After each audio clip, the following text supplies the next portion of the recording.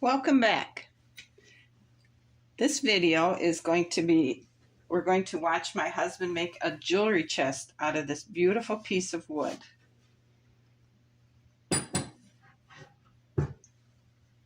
This here is going to be the top. This here will be a side, and this here will be a side. So I hope you come back and follow along as we watch him make this into what looks and promises to be an amazingly beautiful wood creation. Well, he's got the 3 pieces cut, the top and the 2 sides. He's got the bottom piece right here to go on here. This is just to hold so the clamps don't bite into the wood.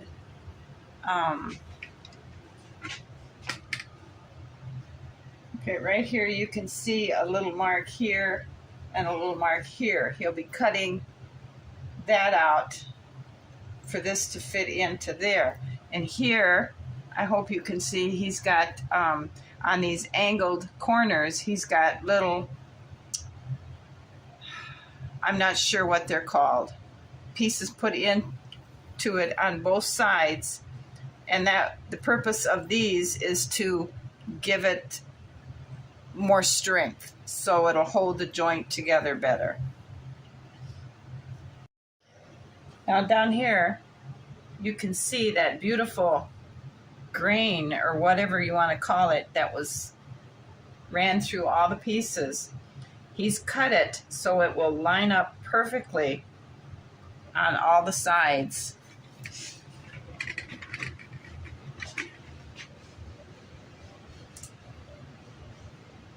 So you can see here too, it's perfectly, so it's one big band of wood design that goes all the way across it.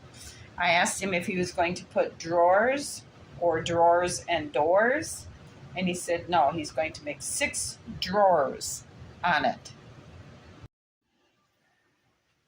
Now we are looking at, it's all just dry fitted together. And he's got the shelves, or the shelf for where the drawers will sit in here. He's got the bottom is just sitting there. He'll have, when he gets done, he'll put some kind of a nice frame around the front of it to cover up all these little imperfections. But this is what it's going to look like on the front. This is the back side. You can see where the back has been cut down enough to allow the back piece so it will fit smooth and flush across here, and it'll be solid piece. Again, this is all just dry fitted. It's just clamped together so he can make sure everything fits before he glues it together. Now here's a better view of how the grain continues, or this imperfection in the wood continues around, perfectly lined up. The other side is the same way. Now he's thinking that once he gets it glued together, he's going to fill this with clear epoxy, because at some point it might separate, because you can actually see through to the inside, because there is no kind of a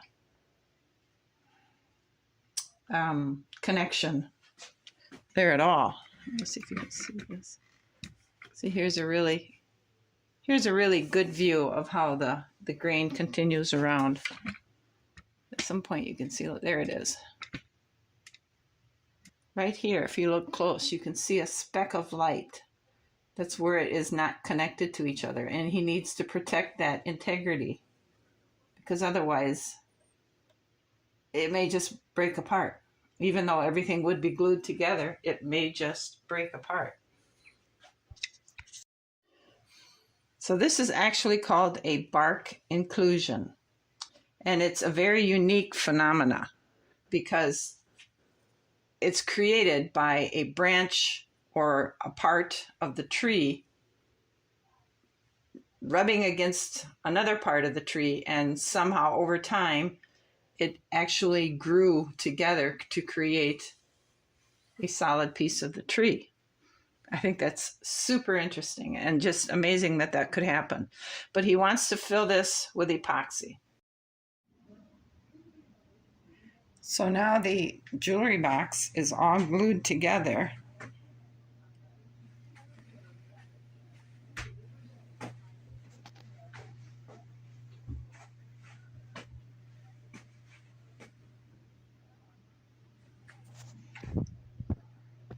And later on, he'll take the clamps off, and then we'll.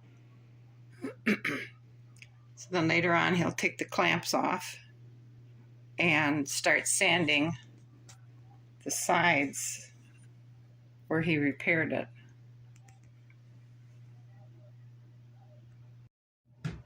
All right, now you can see these are all glued in now. And you can see he's got the guides for the drawers. Those are all glued in as well. It looks like this because he's got the back glued on and the glue is drying. And later today, he'll come down and take the clamps off.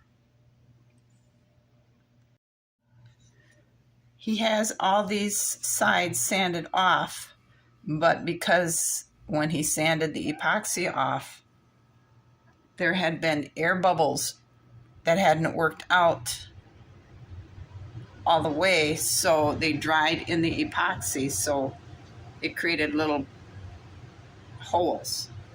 So he had to go back through and mend those all up. So when he gets this all, the interior work done, he's in the back, now that it's glued on, he'll take that outside and he'll sand all this epoxy off.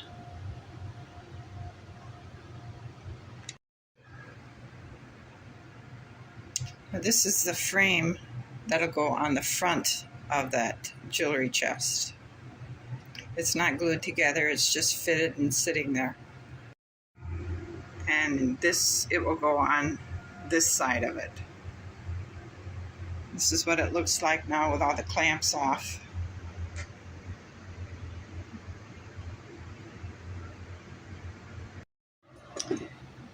So the next step here is all these joints have to be glued together. Now, I'm not sure how he measured it. I wasn't watching him. I'm assuming he measured from here to here, and then the halfway point was there. So that's how he drilled that. And then this, he found the halfway point there. You can see his little X marks. And he drilled it, and he put the little dowel in there. And that's what will go there, like that. He did the same thing on the bottom end. And these two, I'm not sure how he matched these up, but these all here were lined up by the measurement he got from here. He measured to there and lined them up. It was a very complex procedure. I tried not to get in the middle of it to videotape it because obviously an 1/8 of an inch miscalculation messes the whole thing up, and so it was just simpler to not. And so now what we're going to do is we have to take each one of these out, insert glue in there, and then insert it into here and glue this all together to create a very solid, secure joint.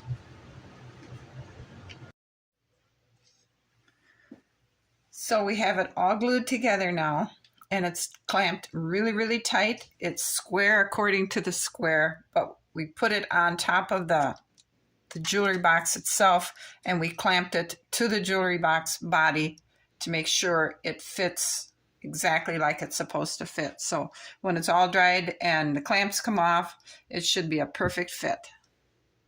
This is the clear epoxy set he used to fix the bark inclusion spots on the jewelry box body that were weak and showing air in between the pieces. So this is the product he's used. You just mix it together using 1 part to 1 part and then stir it, and you have enough working time on it before it gets tacky and stuff, and so you don't have to rush. You can take your time doing it. And it's a good product. Quite a lot of work has been done since the last time I showed you this. This is all sanded really, really smooth. It has one coat of sealer on it already. And this is, the base is freshly put on. It is raw, unfinished wood, but once it gets the sealer on it, it will match the color of this one really, really nicely. You can see how beautiful this grain is along there. And this is what it looks like from the front.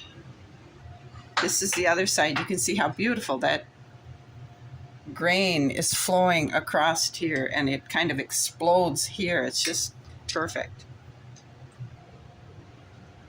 And this is the back. Now on the back, he says he wants to put a bit of a trim to go around where the back panel matched up with a frame, because he's not at all pleased with how this joined up. So he's going to